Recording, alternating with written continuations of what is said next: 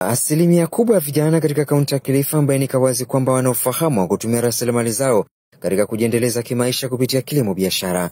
Haya yamebainika wazi wakati wa uzinduzi wa ripoti ya mkakati endelevu ya mwaka 2025-2029 iliyozinduliwa na shirika la kutetea haki za binadamu la Kiafrika kwa ushirikiano na shirika la chakula duniani FAO katika kongamano lililofanyika mjini Kilifi. Katika ripoti hiyo, asilimia 12 ya vijana wako na ajira, asilimia 42 hawana ajira, huku asilimia 45 wakikosa fahamu wa ajira. We have plenty of land in Kilifi which we could use to make employment opportunities for the youth. It's only 12%, 12.5% that are informal employment. 42.5% are not employed at all. This is a significant number.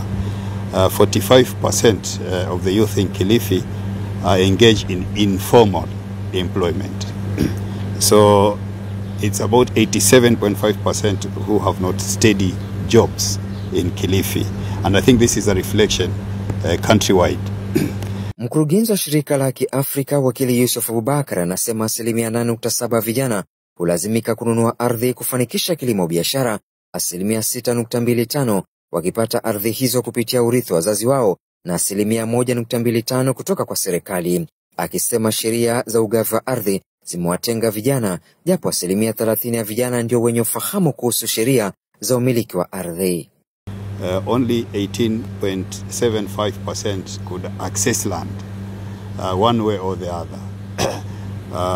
And the methods of access, 8.7% of the youth had to buy land. So they purchased the land for them to access land for agriculture. 6.25% inherited the land from their parents. And only 1.25% were allocated land by government. So that shows the land allocation laws and policies ignore youth when they allocate land. Kwa upande wake mwenyekiti wa bodi ya shirika la Kiafrika Profesa Nadia Mohamed amesema takwimu zinaonyesha wazi kwamba kaunti ya Kilifi inakabiliwa na uhaba wa chakula, hivyo basi kuna haja ya vijana ambao ndio nguvu kazi ya taifa kukumbatia kilimo biashara ili kudhibiti uhaba wa chakula. Ndio tunajaribu kutumia ile nguvu ya vijana, tutoe ile mawazo kuwa ukulima ni ya wazee peke yake. Kama tulivyoona wakati wa COVID, kila kitu kilistop. Kula kulistop kweli? Peke yake hiyo ndio ambayo haikustop. Kwa hivyo hii ndio area ambayo tunataka kuiangalia vizuri sana na kuweza it's also in our strategic plan as well to look into that as well. So hapo ndo tunaangalia, na hakuna binadamu anaweza kuishi bila ya kula. Nikiripoti yako kwa FM, mimi ni Mwahoka Mtsumi. Coco FM, ladha ya Pwani.